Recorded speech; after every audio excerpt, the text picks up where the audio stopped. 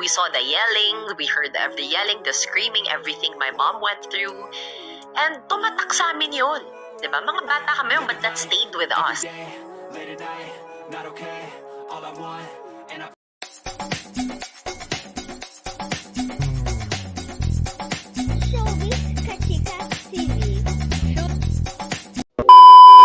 Hello mga kachika! Usap-usapan nga ngayon sa social media ang talaga namang napakatapang na buwelta ni Danny Berreto sa kanyang stepfather noon na si Dennis Padilla, kung saan meron naman ngang isyung naganap dahil sa pag-comment na naman nga ni Dennis Padilla sa isang podcast ni Kylie Versosa.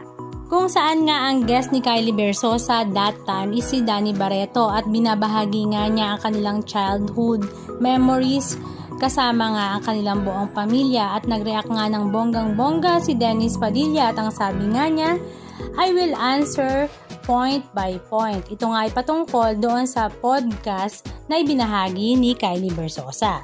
Nag-comment naman si Danny Berreto at tinagpa nga niya si Dennis Padilla. Ang sabi nga niya, I think you're forgetting we will live in the same house.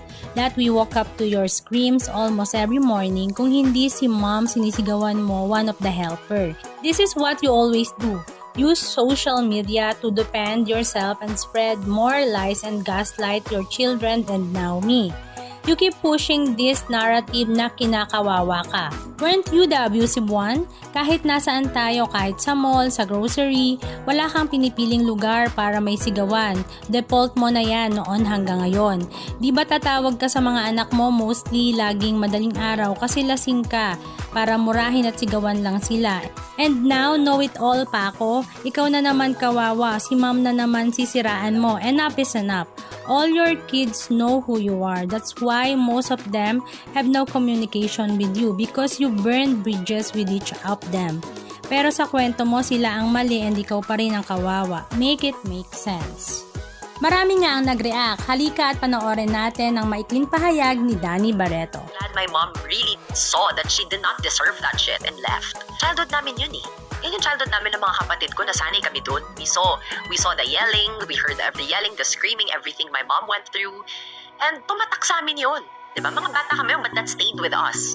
So, I'm just glad my mom left. I'm just glad my mom really saw that she did not deserve that shit and left. And because she did that, I feel like that's why we're all strong women eh. Kaya, I feel like all of us magkakapatid, feeling ko kaya matatapang or mas yung personality namin strong kasi nakita namin sa mom namin eh that you can leave situations like this. You are allowed to leave situations lalo na if you're abused or being hurt or not valued or alam mo yun, yung pwede, hindi ka trapped. You're allowed. Anong masasabi nyo mga kachika? Just comment down below.